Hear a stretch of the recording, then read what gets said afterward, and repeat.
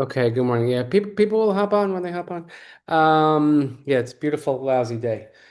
So we're getting to the last two chapters of Shoftim, and this is, they say like the best for last. This is probably the most disturbing episode.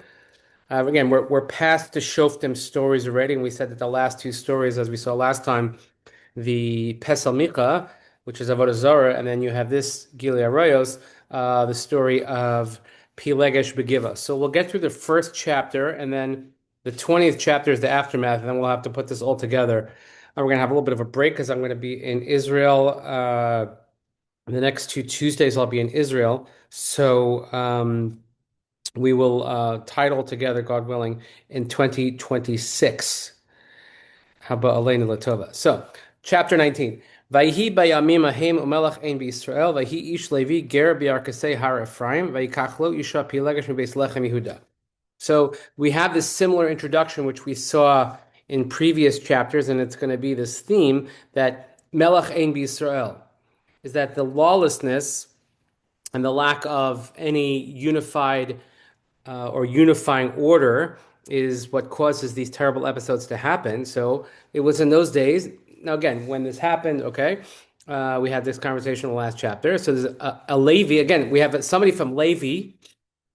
Last chapter, also, we had somebody from Levi who's sort of not where he belongs. And then this Levi becomes the priest of Micha. And here, this Levi is living in the hills or the foothills of Har Ephraim. Okay, so we're going to look at a map in a second and we'll see exactly where we're going, but it's also important to get the geography straight. And he takes a Pilegesh from Beis Lechem Yehuda. So from Bethlehem, so Bethlehem, we know where Bethlehem is. Bethlehem, this used to be a big week in Bethlehem, December 25th. Not so much anymore. If you look at the demographics in Bethlehem, Bethlehem used to be something like 80 or 90% Christian and 10% Palestinian. It's fully the opposite now. It's 80, 90% Palestinian and barely Christian. So it's not such a Christian place anymore.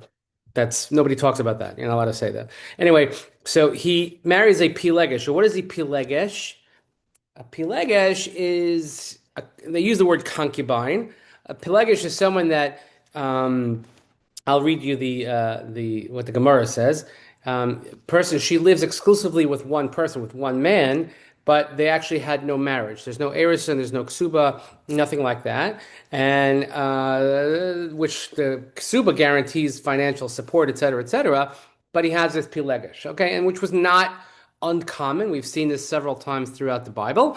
We don't see it that much today, of course, because we don't have this notion of a pilegesh, but a concubine was quite common. So he has a Pilegesh. He's somewhere he doesn't belong. He's Levi because Levis are all over the place.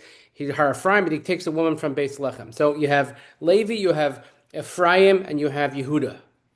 Different regions, not so far apart from one another, but different regions nonetheless.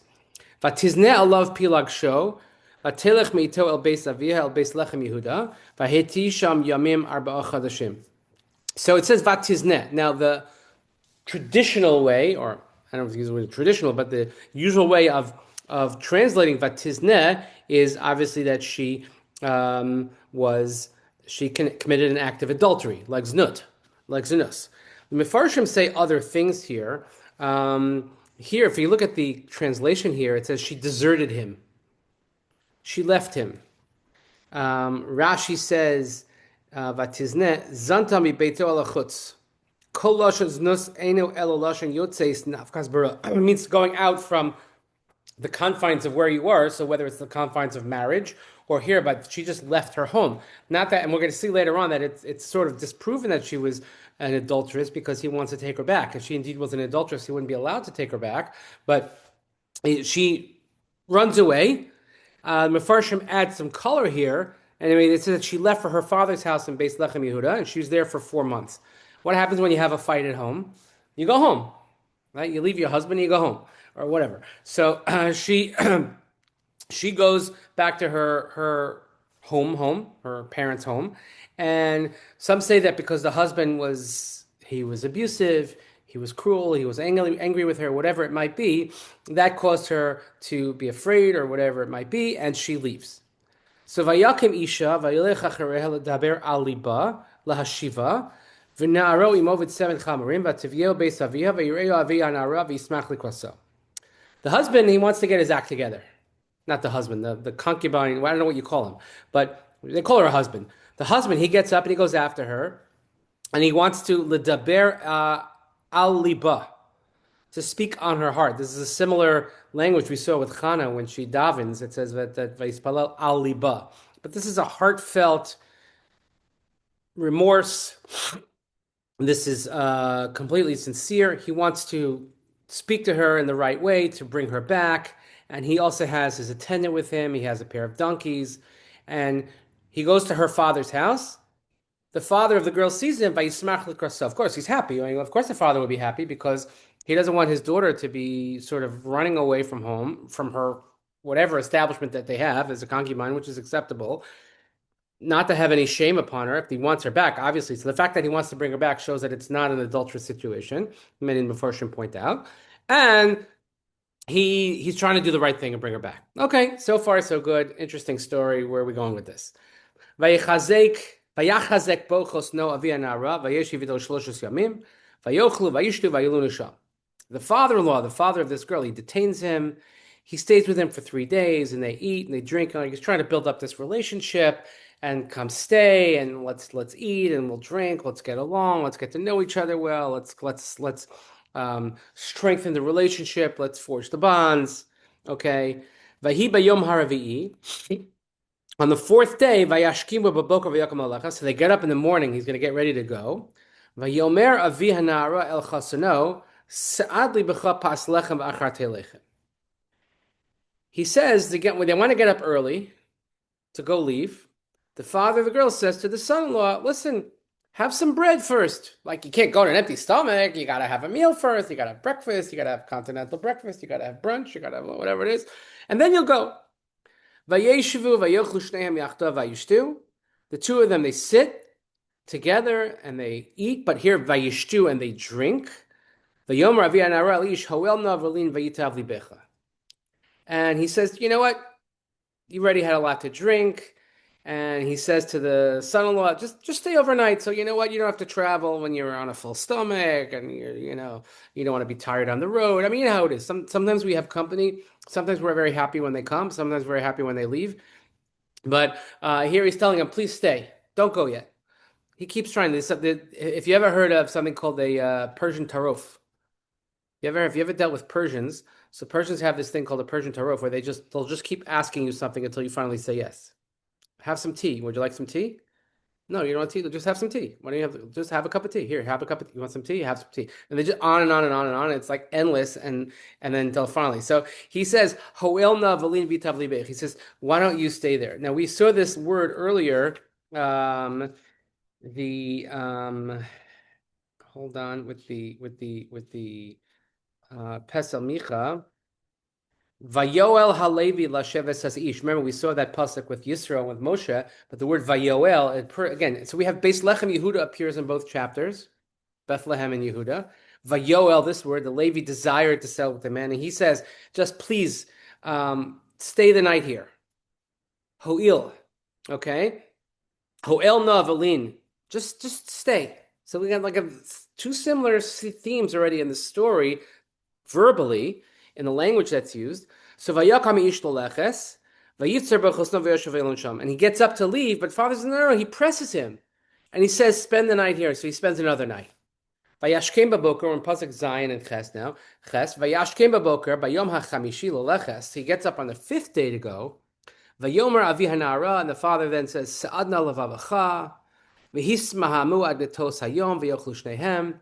He's like, just have something to eat. Don't go now. Wait until the middle of the day. Who goes in the morning? Go in the middle of the day. So they ate.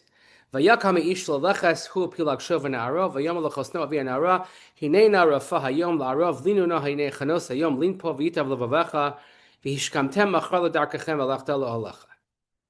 So he gets up to go again, and this time he has the concubine. He has his whole entourage, and the father says to him, he says, "Look, it's already the sun is starting to go down. It's already past the afternoon. It's going to stay overnight. At the time of the day, you're going to have to set up camp somewhere, spend the night so that, everything, you don't have to be worried, you don't have to be anxious about traveling. And tomorrow you'll get up early and you'll go, right? Because already you want to leave it late in the day, they're going to have to stop somewhere in the middle of the night, whatever. It's unclear why this whole like stay business. I mean, maybe the father-in-law just wants to assure the security for his daughter. Okay, but it seems to be an integral part of the story, which we'll come back to this later on. Probably not today, but we'll get back to that. Just something to bear in mind. V'lo ava ha'ish lalun, vayakam vayelech vayava anocha chivus Yerushalayim, v'imo tzemed chamarim chavoshim ufilak sho imo. So the man this time he's not going to stay overnight. He's like, I got enough. I gotta go. I gotta go. I got things to do, places to be, people to see. So he gets up and he leaves. He gets as far as Yavus, which here, interestingly, the it says is Yerushalayim. I'm not sure if this is the first time that Yerushalayim is mentioned in Tanakh. It could be. Yerushalayim is not Yerushalayim until it's conquered by the time of King David.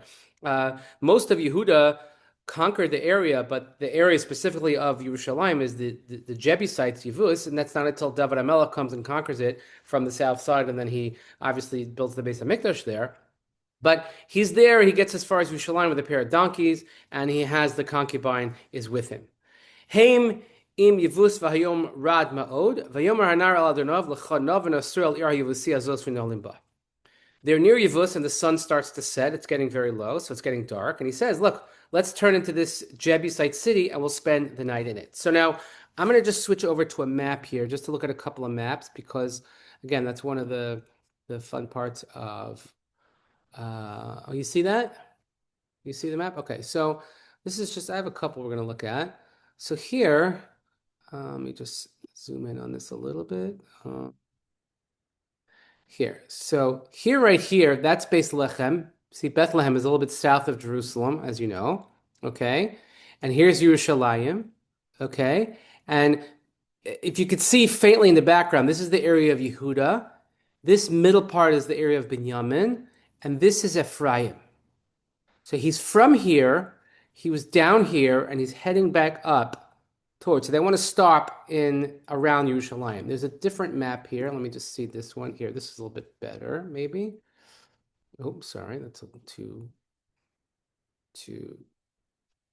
Let me zoom that out again. Zoom out. Here, so you see Bethlehem,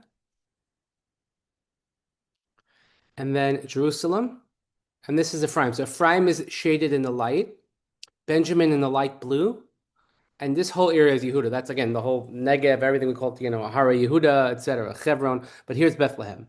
Now, the last thing I want to just show you is this right here. Is, again, this is more of a topographical, but here is Yevus. You see here they're called Jerusalem Yevus, okay? And then here is Bethlehem. And then right up here is Ephraim. Now we're going to go to a place. There's a place that's called Giva, not to be confused with Givon. But Giva is going to be, let's say, somewhere towards Ramah. So like if you go up north of Jerusalem, let's say if you ever know where the kever of Shmuel Hanavi is, you could see it sometimes if you look out at Ramot, and you could see the big tower. You see that's called Nebi Samuel. That's the cave of Shmuel Hanavi. That's the area there. So this Gibon is not what we're talking about. We're talking about Giv'ah, not far from here, but we're going to see a place here called Giv'ah. Okay, so that's just to give you an idea of the area of interest here for our conversation. So he says we shouldn't stop. Let's stop over there in Yevus. That's what the servant says. Okay, and verse 12, pasuk Yud Beis. Vayomer elav Adonav lo nasor el nechri asher lo b'bnei Yisrael hena va'avarnu ad Giva. But the master says, no. We're going to stay. If you're going to stay somewhere, where are you going to stay? You're going to stay by a landsman, right? You're not going to stay somewhere else. So I have one of these. I'm sure that in a session next week when I'm with one of these groups, we're supposed to meet with one of these Palestinian groups. So we meet always in the in one of the hotels in East Jerusalem. Okay, so if you go like opposite of Mea Sha'arim, on the other side of the big great, like the Olive Tree Hotel is over there. If you go down the streets in East Jerusalem, some that's some like there's something called the American Colony Hotel. Um, if you go there, like nice, like nobody in their right minds would ever stay there. Like you stay in a Jewish hotel. You wouldn't stay in a non-Jewish hotel. So they're saying like same thing. Like you're Shalom. Go to the Jewish neighborhood. Go stay. Go stay. Don't stay with a foreign people who are not the children of Israel. Let's go to Giva. So he says, "Vayomer lenaro lecha v'nikrava ba'achad ha'makamos v'lona begiva or berama." He says, "So let's go to one of the Jewish places. We'll go to Giva. We'll go to Ramah. Whatever. I'll go to King David Street. I'll go to Baka. I'll go to Knesset Ha'ir, whatever it is. We'll find a nice place. We can find a good hotel. Okay." And these are all part of the tribe of Binyamin. Vayavru vayelechu, so they cross over and they go. Vatavo lehem hashemesh, etzel hagivah asher Binyamin. So they go and they pass Yivus. They go on, the sun sets upon them, and they're near Giva in Binyamin. Vayasiru sham lavo lalon begiva, vayavo vayeshiv berchov ha'ir, ve'ein ish ma'asef osam habaysa lalon. So they turn there, they come to spend the night in Giva. They go to the town square, and no one brings them there. No one offers them any hospitality, a place to stay. And this was a normal practice. Somebody comes into town, you stay in the town square. Like nowadays, somebody goes into the shul or whatever it is, but he goes into the town square, and you expect that someone is going to offer, you're going to say, oh, can I help you? You're looking for something, you need hospitality. Nobody offers hospitality. So this is our first indication already about the type of people that we're dealing with here in this specific neighborhood. V'hinei ish zakein ba min ma'asehu min hasadeh ba'erev v'ha'ish mehar Ephraim v'hu gar begiva v'anshei hamakom b'nei yemini. And here, like very specific wording about someone finally is going to help them. They're just sitting there in the town, nothing's happening, everybody's walking by, nobody says hello, nobody says boo. And finally, an old man comes. So this might be, it's, first of all, that it's somebody who's an old man who's already coming from a long day of work. I'll just read the translation, we'll come back to it. An old man comes from work, from the field in the evening. He's from Har Ephraim, but he was living in Giva amongst the locals who are from Binyamin. In other words, the fact is he's not a Benjaminite. He's not Yemeni. He's an Ephraimite. So maybe he's a landsman of this one a little bit because he's from Har Ephraim or something. But he's living there and he's working there, and he comes and he sees them. He's an old man. He's someone that knows the old man. The Mefarshim point out is like, oh, he knows the old ways. He was raised right. He was old fashioned. He understood what it means to help somebody else. So he lifts up his eyes. We see that term many times in Chumash. He lifts up and you see, behold, and he sees this guest who's in the middle of the street. And he says, this old man says, like, what are you doing here? Who are you? Where are you going? What brings you here?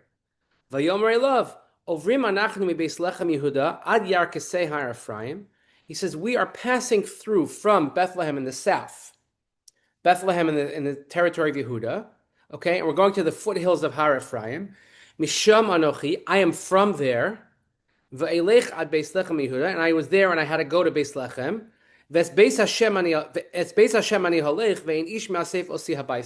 And I have to go to, and he adds in, by the way, so you don't think that I'm a crazy person. I'm going where? He says, Beis Hashem. What's Beis Hashem? So Beis Hashem would be in Shiloh. So just to give you again, let's look at the map again.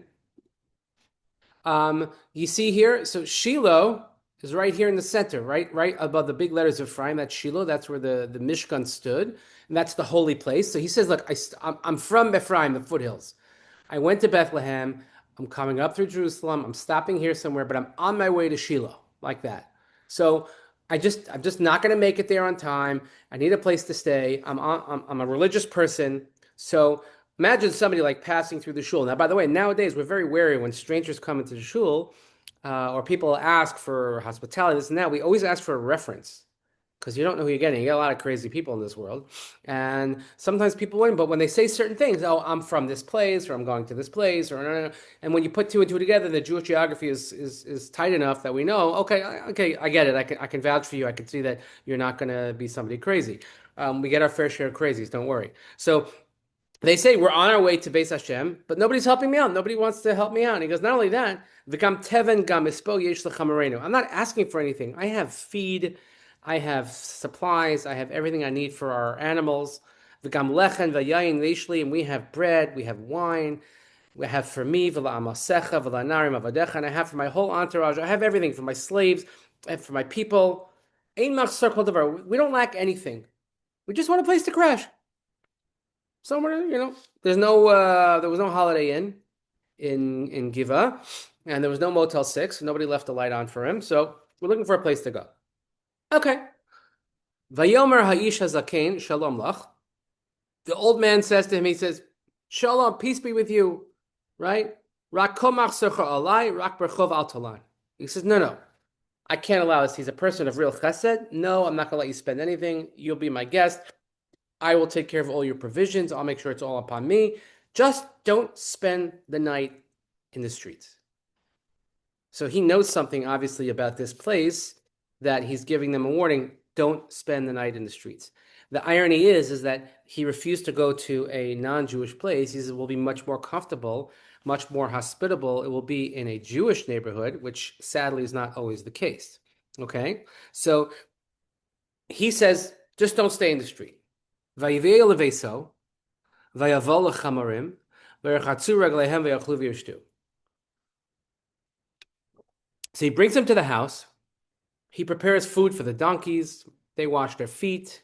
They ate, they drank. This is the typical, Avraham greeting the strangers, and always you have to feed the animals first, then you have to wash your feet, etc. Hema meitivim, everything's all fine, right? Great story. No problem. Everybody's hunky-dory. Everybody's where they're supposed to be. Hema meitivim es libam. They are feeling merry. Everybody's having a grand old time. V'hinei anshei ha'ir, anshei b'nei v'li'al, nosabu es habayis, mistapkim al hadalas, v'yomeru el ha'ish, bal habayis hazaken le'mar, hotzei es ha'ish asher ba'el beisecha v'nei da'enu. Ooh-ah! So they hear everything's fine. They're eating, they're drinking, and all of a sudden, people of the city, lawless people, they surround the house. They're banging on the door, and they're saying to the old man, the owner of the house, send the man out. Send him out so that we can know him. When they say we want to get to know him, they're not talking about playing pinochle. Okay? So when they're talking about it in the biblical sense. Now, already when you're hearing this, you're thinking like, wait a minute, this sounds eerily familiar. Eerily familiar, and we're going to see what this is. Vayetze aleim ha'ish bal habayis vayomer alehem al achai al tareuna acharei asher ba ha'ish hazeh el besi al tasu es hanavala hazos. So the owner of the house, he goes outside, he closes the door behind them. And he says to them, he says, my brothers, please don't be wicked. This man came to my house. Don't do this terrible, horrible thing. I'll tell you what. Hinei viti habesula ufilag shehu otziona elsam va'anu osam va'asu lehem hatov be'enechem v'lish hazeh lo ta'asu davar naval azos. Here is my unmarried, my virgin daughter, and here's his concubine. I'll tell you what, I'll bring them out to you. You can do whatever you want with them. Whatever you want. Just don't do anything terrible to this man. So, yeah. Okay, so you can already see this is taking a really weird turn somewhere. Now, by the way, sound familiar? Right? What is it, right? What does it sound like? Well, you're muted. I'm sorry. סליחה, אין לי קול. לוט ואברהם. Yeah, right. Exactly. This is the story of Lot. Well, actually, we'll take a second and we'll look at the story of Lot, and you'll see it side by side. It's really it's quite striking. But v'lo avu hanashim lishmolo v'chazek ish bepilagsho v'yotzei aleim achutz v'yedu osa v'yis'alu ba kol halayla ad haboker v'shalchuhu ka'alos hashachar. The men were not willing to listen to him, but they grabbed the concubine and they thrust her outside to them. They molested her all night long and all morning, and they sent her away as the dawn began to break. Not good. Okay. In Chavav, vatavo ha'isha lifnos haboker, vatipol pesach beis ha'ish asher adoneha sham ad ha'or. The woman arrives towards morning. She collapses at the door of the man's house where the master was staying until it was light. Vayakam Adonai babokar vayiftach dal sos habayis vayitzei l'lecha tzedakah. I guess he went to sleep. Yeah, good, great husband. And he wakes up in the morning. He opens the door. Oh, hey, what happened here last night? He goes out on his way. Was he going to leave without her? Was he just going to go? Did he just forget about it? Like, I'm done with her? V'hinei yisha pilagsho nofelas pesach habayis v'yadel asaf.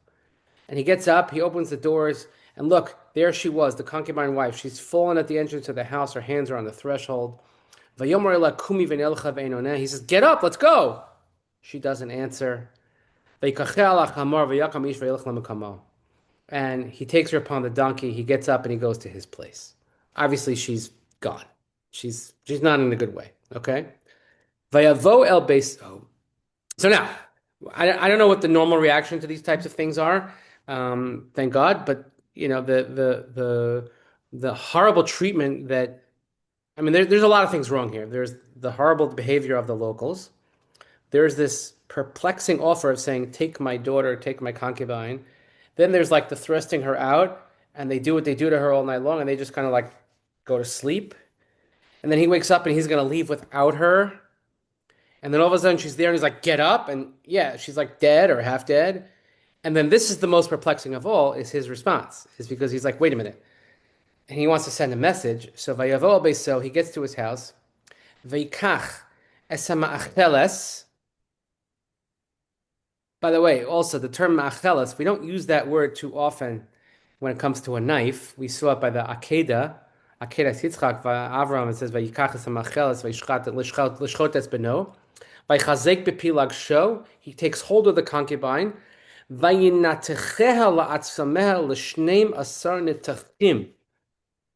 He slices her body limb from limb into 12 pieces. Hello. Vayishalcheha b'chol gvul Yisrael, and he sends it 12 pieces, 12 tribes. Well, you take out Binyamin because they're the ones who did it, but you cut Yosef into two. Well, maybe that's a poor choice of words. You divide the tribe of Yosef into two. And he says, we're going to send a message, meaning, are we not one nation? By cutting her up, the symbolism is quite strong. We're all divided and there's no unity. And this is what happens when people act on their own. V'haya kol hareh ve'amar lo ni'asev l'nurasa kazos miyam alos b'nei Yisrael me'eretz Yitzhak Maria mazeh simu lechem aleha utzu v'daberu. So it says, whoever would see this terrible thing, like you're getting a package, and what is this? It's a woman, and obviously there must be some sort of story or a missive that's tied up with the body parts explaining what happened. They send it to the elders of the town, they send it to the leaders, and they would say, whoever saw it, they would say, such a thing has never happened, nor has been seen since the day the children of Israel went up from the land of Egypt to this day. You have to contemplate this, you have to take counsel, and you have to speak up. You have to do something about it. It's a horrible, horrible episode here, okay? So just to like recap is, somebody finally takes him in, and then somehow his concubine gets raped repeatedly all night long, and she dies, and then he decides he's going to send a message by cutting her up. So the next thing I want to just show you is let's look at here. I could do this here. Let me just go to let's try this. Let's go to Mechon Mamrei. And let's look at the text here. Let's see, Tanakh Hebrew with vowels. Okay, that's good. Let's look at Bereshis, and let's look at, let's see. Yudchet. Which Perek? Yudchet, no? No. Oh, good. Hold on. Lot. Yes, Lot, but I have to just, hold on, I gotta just.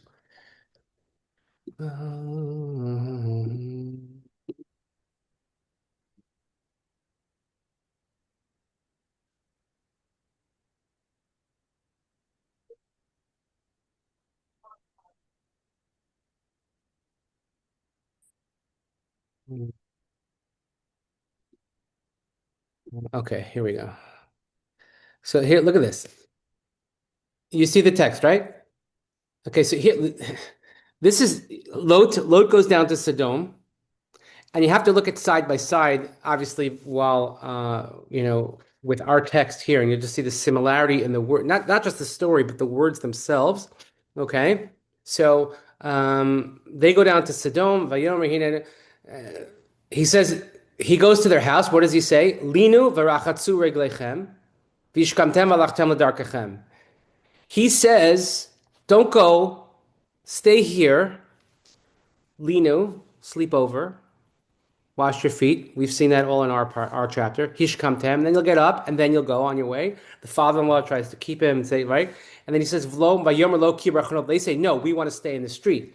Here in our story, the guy tells him, no, don't stay in the street. But we have that same thing. Whatever you do, don't. He says, rak berachov al talin. Here it says ki berachov nalin. Okay. Vayiftsar bam ma'od vayasur elav. He pressures him. In the story of the father-in-law, when he tells him to stay, look at the word that's found. Let me just get.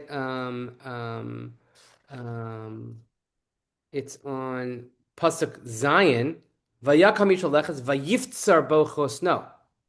The same word. He pressures him. Don't go. Vayasuru elav. They turn to him and they go to his house. Vayasos lahem mishteh. They eat. They drink.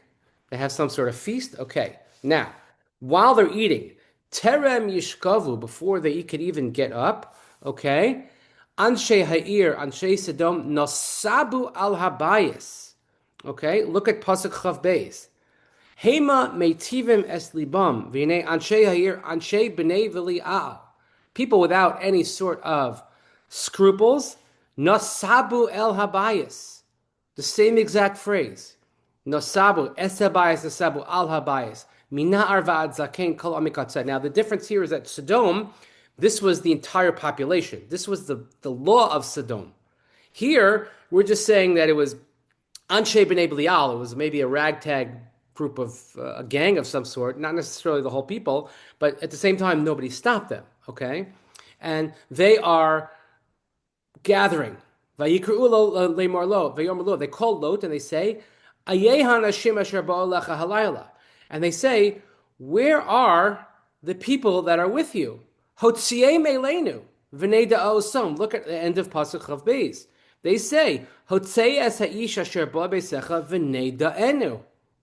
Take him out, send him out, and we will get to know him, right? We want to make him as part of our club. Okay? Vayetze alehem lot hapescha v'hadelet sagar acharav. In our story, the old man, what happens? He walks outside, okay, and and he the balabais walks out alone, just like Lot goes out alone, and he says Vayomar al na achai tareu, and he says Vayomar alehem in our pasuk al achai al tareu. You cannot. In other words, when you read both of these side by side, it has to jump off the page and it has to say to you, like, obviously there's something very, very powerful going on here. When we tie all the two chapters together, we're going to see exactly why these two things are tied together, aside from the obvious similarities. And hinena lishtei vanos asher lo yadu ish otzia na'asem alechem v'asu lahem katov be'einechem rak la'anashim ha'el al tasu devar ki al kain ba'u b'tzel karasi. He says in our pasuk, please don't do this. He says after he came, don't do this nevalah hazos. And he says hinei biti absula pilegesh. He also offers two women in his stead, Otziana osam ve'anu osam, go take them out and do as v'asulahem hatov be'einechem. Here it says katov be'einechem, hatov be'einechem. He says v'la'ish hazeh lo tasu devar hanaval hazos. But to this person, don't do it, right? And then here in the story of Lot, they go on and they try to break down the door. Now nothing actually happens, and they get prevented from doing so because the angels act in a certain way. But in our story, what happens is that obviously this thing. Now, there are a lot of judgments to be made here. A lot of questions that you scratch your head is, first of all, who is this old man? The old man, yes, he has noble intention. He wants to bring them in. But then he has this sort of corrupt way of saying, well, okay, let me take my daughter. Like, what is that about? And this person, the husband of the Pilegesh, he just goes to sleep. He doesn't fight for her, and he just goes inside. And he goes to and he wakes up the next day. He's ready to leave without her. And what's the story with the people of Binyamin? Why does nobody else stop them? What's really happening here? But this is a complete breakdown in the morals, basic morals of society, which is obviously that's your comparison to Sodom, but in this area, and then he decides, and what possesses him finally to say, we have to send a message to everybody else. What is his ultimate goal? Now, we're going to see in the next chapter, when we get to it, it leads to a terrible civil war. But it just shows you the erosion, and that's the end of the story of Shoftim. But the whole point is, and that's why the chapter begins with, "Vayhi b'yamim hahem umelech ein b'Yisrael."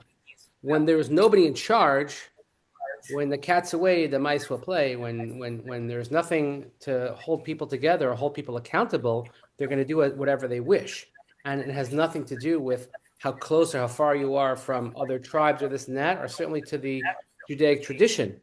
The tradition that we have is that we're not supposed to behave this way. What? I'm sorry, you got muted. Are we going to talk about what message he thought he was sending? Yeah, I mean, we have to first finish the next chapter, then we have to go back. But there's a lot of food for thought here, unfortunately, and this whole very dramatic notion of cutting the body up into pieces and sending it out. It's very like, I don't know, like mafia-ish. I don't know. I don't like the way it comes off. But so this is just and this is the penultimate chapter in the book. And the last chapter, which ends with civil war, is, I'm sorry, it's not really like there's we have two more chapters, but the story of how this ends is really like, not pretty. So these are all the things that we have to take into account. So study this again. You can look ahead if you want, but obviously you see the dramatic episode in with which no more Shoftim, no more kings yet, and this is the way it happens. So yeah, we have a couple of weeks to think about that before we get back to our sessions. But anyway, so stay warm today, everybody, and we will pick this up next time. It's like a real cliffhanger. It's like fantastic trip. Thank you so much. Okay, thank you.